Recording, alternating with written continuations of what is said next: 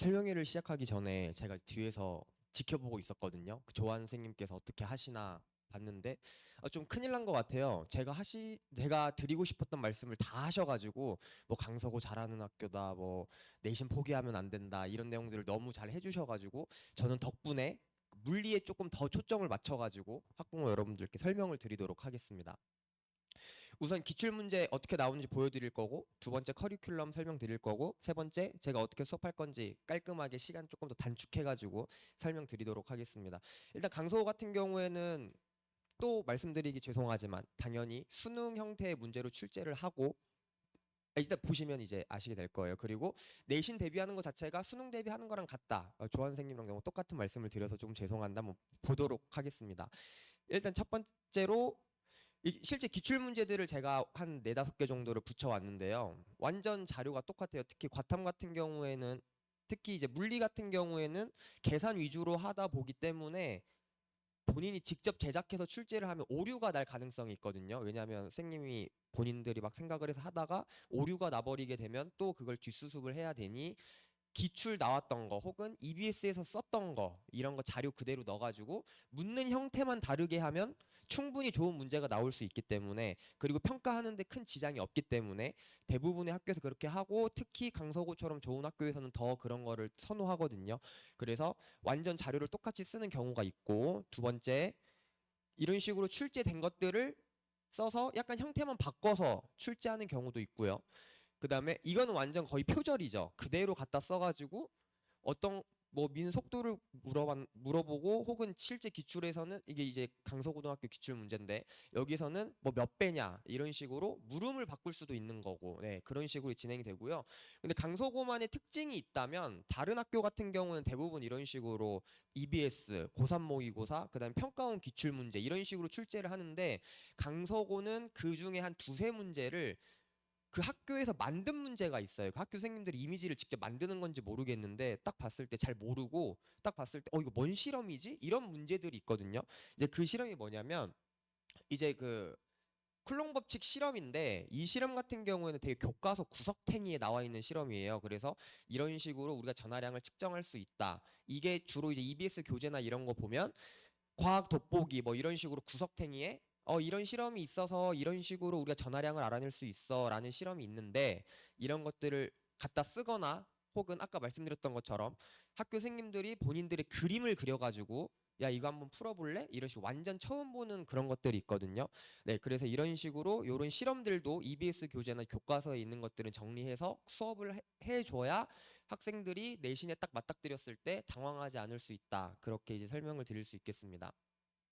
커리큘럼에 대해서 설명을 드리면요. 일단 3월 3일부터 개강을 해서 흔히 이제 일과 에너지, 대부분의 물리학 원을 배우는 학교들은 일과 에너지, 역학 파트라고 하는, 다른 말로 말씀드리면 이제 수능 문제 출제에서 킬러 파트라고 하는 부분이 1학기 중간고사 범위 다 들어가 있어요. 그래서 여기서 시험을 잘 봐야 물리에 자신감이 생기고 나 수능까지 봐야겠다라는 그런 것들이 이제 생기는데, 여기서 만약에 못 봐버리면 엄마 나 물리가 좀 어려운 것 같아, 나 물리는 이제 좀 그만하고 다른 과목에 집중해야 될 것 같아, 이런 식으로 이제 가거든요. 그래서 여기에 이번에 힘을 좀 줘서 수업을 해야 할 필요가 있고요. 그 다음에 4번 정도 하면 5, 6, 7회부터는 다시 문제풀이를 하면서 이제 스킬을 배우는 이제 이런 식으로 진행이 될 겁니다. 저는 이제 강서 같은 남고나 이제 잘하는 학교들을 가르쳐 보면 가르치는 입장에선 되게 편해요. 왜 편하냐면 특히 남학생들은 조금 수학이나 물리에 대한 자존심이 있어가지고 아니 그래도 남자면 물리 배워야 되는 거 아니야? 약간 이런 것들이 많이 있거든요. 그래서 가르치는 입장에서 그냥 가르치고 문제 던져놓으면 자기들이 막 죽어라 살아라 막 풀어와가지고 선생님 저 이 정도는 푸는데요? 이러면서 되게 조금 인정받고 싶어가지고 이제 그런 욕구가 있어요. 그래서 사실 물리 같은 경우에는 관리하기도 편하고요. 남고 같은 경우에는 애들이 열심히 공부하고 저는 오히려 더 가르치기 재밌고 이제 그런 식으로 될 텐데, 제가 이제 이런 남고나 잘하는 학교에서 원하는 수준이 있거든요. 이제 그 방식은 뭐냐면 저는 항상 가르칠 때 수준별 학습을 시켜요. 수준별 학습을 시킨다는 게 무슨 뜻이냐면 개념은 다 똑같이 가르치되 당연히 받아들이는 속도가 있을 거고 당연히 물리를 푸는 능력의 차이가 있을 거기 때문에 쉬운 거부터 중간, 그다음에 어려운 거 순서로 가서, 잘하는 친구들은 그래 너 여기까지 풀어. 약간 조금 늦는 친구들은 너는 여기까지만 푸는 게 우리의 목표야. 이런 식으로 제가 하는 이유가 뭐냐면 사실상 강서구 같은 내신 기출 문제를 100점을 맞는다? 이건 전 말이 안 된다고 생각을 하고요. 100점을 맞으면 이미 그 친구는 거의 물리를 마스터했다고 보시면 되고요.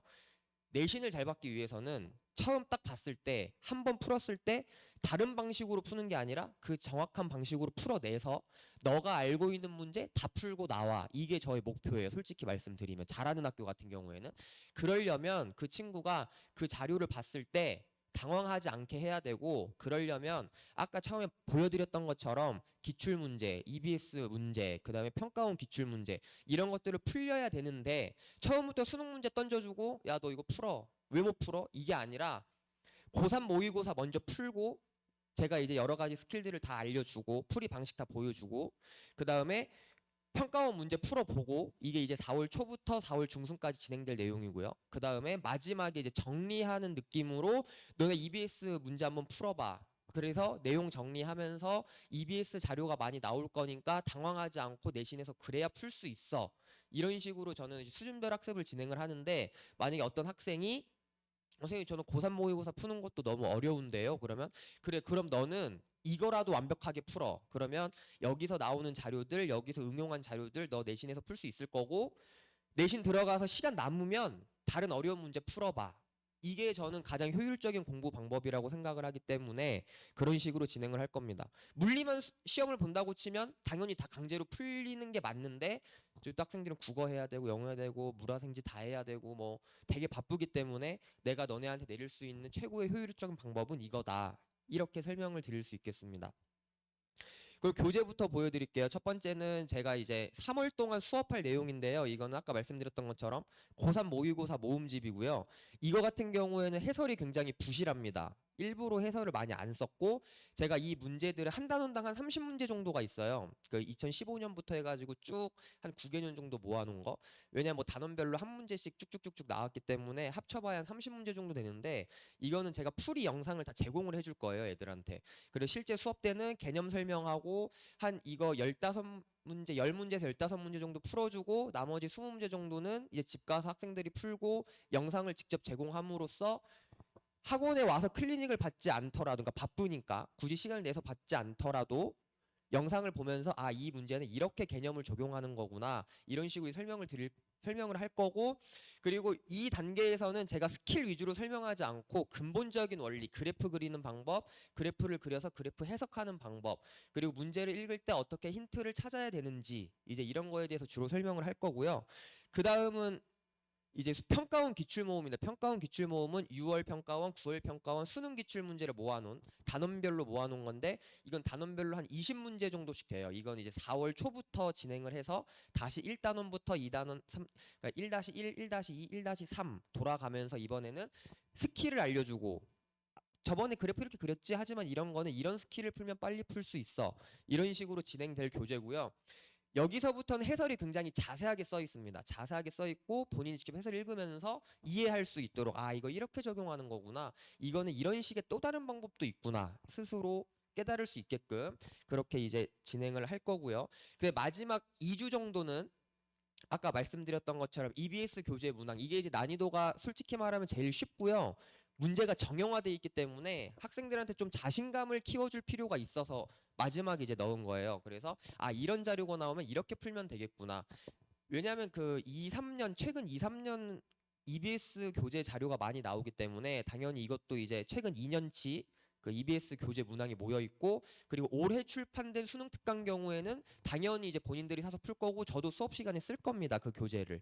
그렇게 해서 EBS 교재까지 쭉 다 마스터해서 들어갈 수 있도록 하는 게 저의 목표고 아까 말씀드렸던 것처럼 남자애들 같은 경우에는 워낙 물리를 좋아하기 때문에 자기들이 열심히 해서 오면 제가 이제 수업 시간에 질문도 좀 받아주고 아까 말씀드렸던 것처럼 고3 모의고사는 풀이 영상까지 다 제공하면서 스스로 공부할 수 있게끔 네 그렇게 진행할 예정입니다.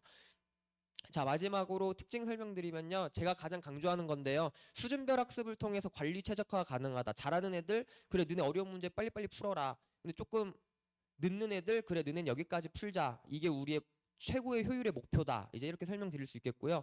두 번째, 엑스레이. 이거는 제 교재의 이름인데요. 그 고3 그 평가원 말고 그 연합고사 문제들은 제가 모든 문제 풀이 영상을 제공해서 스스로 학습할 수 있도록 네, 그렇게 할 거고, 마지막 세 번째, 평가원 기출이랑 EBS 문제 같은 경우에는 자세한 해설지를 제공해서 스스로 학습할 수 있도록 그렇게 해가지고 이제 시험장에 들여보낼 겁니다. 그래서 직전 대비 때는 이제 강서고등학교 기출 문제 풀려서 만약에 이런 자료가 나온다면, 뭐 자작 문제로 이런 문제가 나온다면 당황하지 말고 이런 식으로 풀면 돼. 이렇게 설명해서 시험장에 들여보낼 계획입니다. 여기까지가 이제 물리 내용이었고요.